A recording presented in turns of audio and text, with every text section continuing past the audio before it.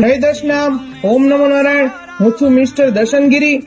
સરકારશ્રીને અને અમારા દશનામ સાધુ સમાજને બધાને મારી એક નમ્ર વિનંતી છે કે અમને ન્યાય મળવો જોઈએ એવી અમે અપીલ કરી છે.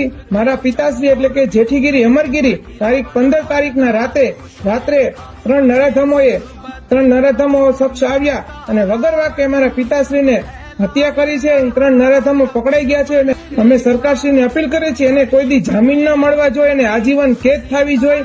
વગર વાકે કોઈ કારણોસર વગર મારા પિતાશ્રીની હત્યા કરી છે તો સરકારશ્રીને અને બધાને મારી નમ્ર વિનંતી છે એમને સાથ સહકાર દો. અમારા દશનામ સાધુ સમાજને એક અપીલ કરી છે.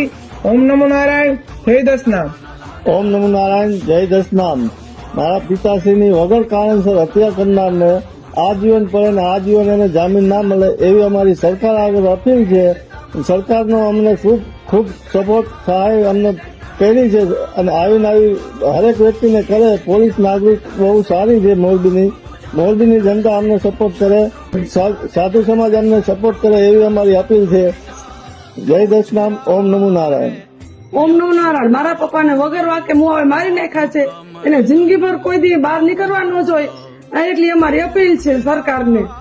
આજે અમારી સાથે થયું છે, કાલ કોઈ પણ માણસ સાથે થાય તો અમારી એક નમ્ર વિનંતી છે કે અમને ન્યાય મળવો જોઈએ. દશનામ સમાજની અપીલ છે અમારી કે સાથ સહકાર દેજો અમને. સરકારશ્રીની અપીલ છે કે અમને સાથ સહકાર દો અને અમને ન્યાય મળવો જોઈએ. મારા પિતાશ્રી ગોસાઈ જેઠીગીરી ગોસાઈ સમાજના અમારી નાતના મંત્રીશ્રી હતા અને પૂર્વ શિવસેનાના પ્રમુખ પણ મોરબીના રહી ચૂકેલ છે અને બધા કામમાં આગળ હોય છે. દરેક કામમાં તો અમે એટલી અપીલ કરી છે કે આ દરેક કામમાં આગળ હોય છે એને ન્યાય મળવો જોઈએ.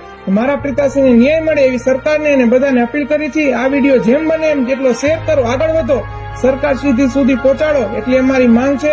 જય દશનામ, ઓમ નમો નારાયણ.